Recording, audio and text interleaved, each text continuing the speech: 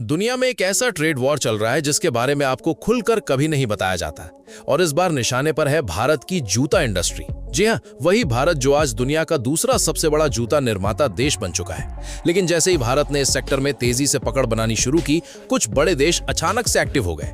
अब सवाल यह है कि क्या भारत को जानबूझकर रोका जा रहा है या फिर ये सिर्फ चीन और भारत के बीच एक सीधा मुकाबला है। भारत की जूता इंडस्ट्री को इस वीडियो में हम पूरी तरह ब्रेक डाउन करेंगे, लेकिन आगे बढ़ने से पहले वीडियो को लाइक कीजिए और चैनल को सब्सक्राइब जरूर कर लीजिए। आज अगर ग्लोबल फुटवेयर इंडस्ट्री की बात करें तो भारत अब छोटा मोटा प्लेयर नहीं बल्कि चीन के बाद दुनिया का नंबर 2 प्रोड्यूसर बन चुका है। हर साल अरबों जोड़ी जूते भारत से निकलते हैं जो अमेरिका, यूरोप और मिडल ईस्ट जैसे बड़े मार्केट्स में एक्सपोर्ट होते हैं।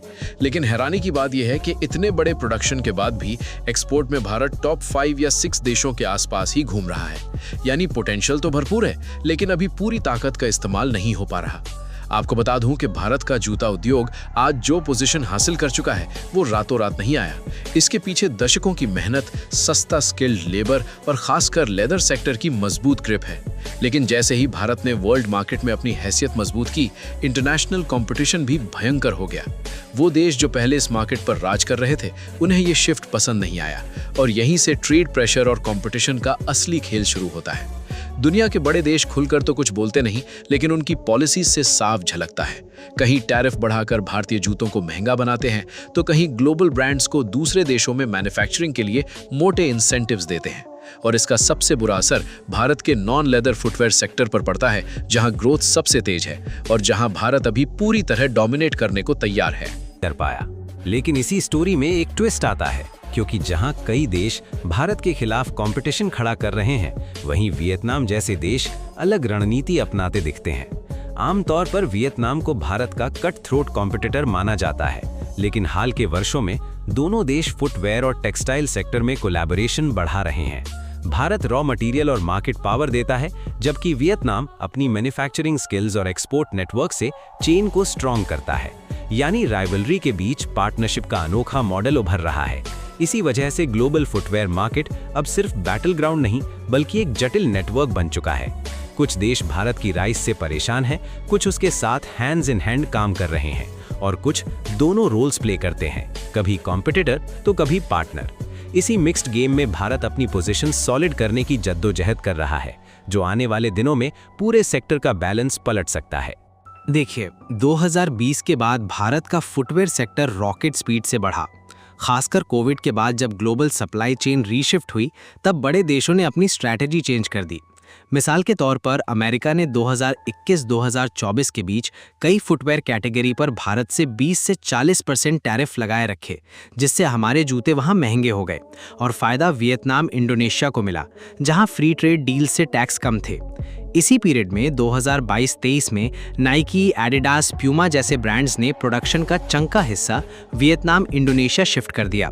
वजह, वहां लॉजिस्टिक्स फास्ट, पॉलिसी स्टेबल और एक्सपोर्ट इंसेंटिव्स जंबो, जबकि भारत में इंफ्रा और कंप्लायंस चैलेंजेस अभी बाकी हैं। यानी भारत को डायरेक्टली रोका नहीं, लेकिन कॉम्पिटिटर्स को इतना बूस्ट दिया कि ऑर्डर्स खुद ब खुद शिफ्ट हो गए। अब सप्लाई चेन पर नजर डालें तो हिडन डिपेंडेंसी साफ दिखती है। 2023 की रिपोर्ट्स कहती हैं कि भारत फुटवेयर के लिए सिंथेटिक मटेरियल, मशीनरी और क्रूशल पार्ट्स का लार्ज चंका चीन से इंपोर्ट करता है। प्रोडक्शन तो इंडिया में, लेकिन कोर चीजें बाहर से। ये डिपेंडेंसी साइलेंट प्रेशर पॉइंट बन जाती है। सप्लाई डिले या प्राइस हाइक से कॉस्ट डायरेक्टली इफेक्टेड। लेकिन इस स्टोरी में वियतनाम का रोल कमाल का है। एक तरफ ऑर्डर्स छीनता है, दूसरी तरफ 2023-24 में Bharat Vietnam footwear textile cooperation बढ़ा। दोनों चाइना डिपेंडेंसी कट करने और चेन डाइवर्सिफाई करने के लिए पार्टनर बने। यानी ये महज राइवलरी नहीं, स्ट्रेटेजिक बैलेंसिंग भी है। कंपटीशन और कोलैब साथ साथ। अब रियल पिक्चर देखें तो भारत की अगर नजर डालें तो 2020 के बाद भारत का फुटवेयर सेक्टर जबरदस्त ग्रोथ पकड़ चुका। कोविड के बाद ग्लोबल सप्लाई चेन रीशिफ्ट हुई तो बड़े देशों ने स्ट्रैटेजी मॉडिफाई कर ली। जैसे अमेरिका ने 2021-24 तक कई कैटेगरी में भारतीय फुटवेयर पर 20-40% टैरिफ फिक्स रखे, जिससे हमारे जूते महंगे हो गए और वियतनाम, इंडोनेशिया को डायरेक्ट बेनिफिट मिला, जहां FTA से टैक्स पहले से लो थे।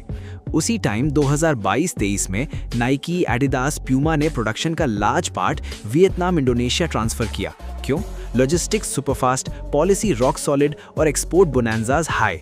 भारत में इंफ्रा कंप्लायंस गैप्स अभी चैलेंज, मतलब भारत को स्ट्रेट रोका नहीं, लेकिन राइवल्स को सुपरचार्ज कर ऑर्डर्स शिफ्ट हो गए।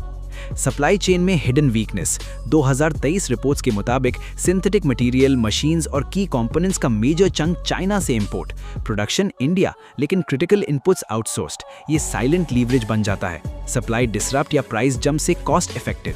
लेकिन वियतनाम का रोल रोचक, एक तरफ ऑर्डर स्नैच करता है, दूसरी तरफ 2023-24 में Bharat Vietnam footwear textile cooperation upgrade, China dependency कटने और चेन डाइवर्सिफाई के लिए पार्टनरशिप, यानी राइवलरी के साथ स्ट्रेटेजिक अलाइनमेंट, कंपटीशन और कोलैब रनिंग पैरेलल। अब रियल स्कोप देखें तो भारत की सबसे